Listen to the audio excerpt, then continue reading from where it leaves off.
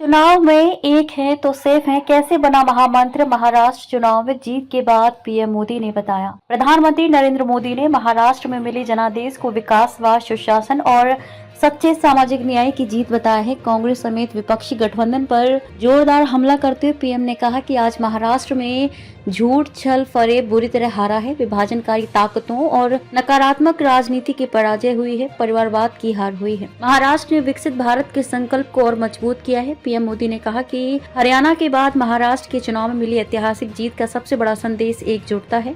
एक है तो सेफ है महामंत्र बन चुका है मोदी। पीएम मोदी ने अपने संबोधन में कहा कि एक है तो सेफ है ये आज देश का महामंत्र बन चुका है। महाराष्ट्र ने सारे रिकॉर्ड तोड़ दिए हैं। ये पिछले 50 वर्षों में किसी भी पार्टी या चुनाव पूर्व गठबंधन की सबसे बड़ी जीत है। महाराष्ट्र ऐसा छठा राज्य है जहां बीजेपी की लगातार तीसरी बार जीत हुई है। पीएम ने ये भी कहा कि कुछ लोगों ने विश्वासघात का सहारा लेकर महाराष्ट्र में अस्थिरता पैदा करने की कोशिश की, लेकिन मतदाताओं ने उन्हें दंडित किया। पीएम ने कहा कि मैं आराम से बैठने के लिए पैदा नहीं हुआ हूँ। वो दिन दूर नहीं जब भारत दुनिया की तीसरी सबसे बड़ी अर्थव्यवस्था बनेगा। पीएम ने महाराष्ट्र के मौजूदा सीएम एकनाथ शिंदे और डेप्यूटी सीएम अजित पवार की तारीफ की और देवेंद्र फडणवीस को अपना परम मित्र बताया। अब कुर्सी फर्स्ट नहीं नेशन फर्स्ट की भावना के साथ हैं वोटर। पीएम ने कांग्रेस पर हमला बोलते हुए कहा कि इंडी वाले देश के बदले मिजाज को नहीं समझ पा रहे हैं। ये लोग सच्चाई को स्वीकार करना ही नहीं चाहते। ये लोग आज भी भारत के सामान्य वोटर के विवेक को कम करके आंकते हैं। देश का वोटर नेशन फर्स्ट की भावना के साथ है। जो कुर्सी फर्स्ट का सपना देखते हैं उन्हें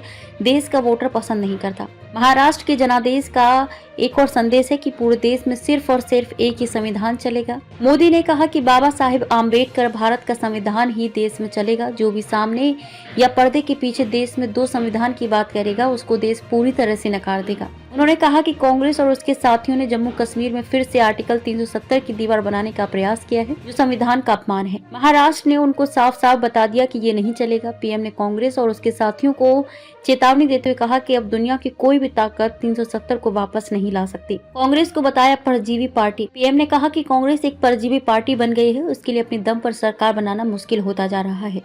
कांग्रेस सिर्फ अपने ही नहीं बल्कि अपने साथियों की नाव को भी डुबा देती है। आज महाराष्ट्र में भी हमने यही देखा है। कांग्रेस के लिए अपने दम पर सरकार बनाना मुश्किल हो रहा है। कई राज्यों में सुपड़ा साफ हो गया है। कांग्रेस की घिसी पिटी विभाजनकारी राजनीति फेल हो रही है। सत्ता भूख में कांग्रेस के परिवार ने संविधान की पंथ निरपेक्षता की भावना को चूर चूर कर दिया है।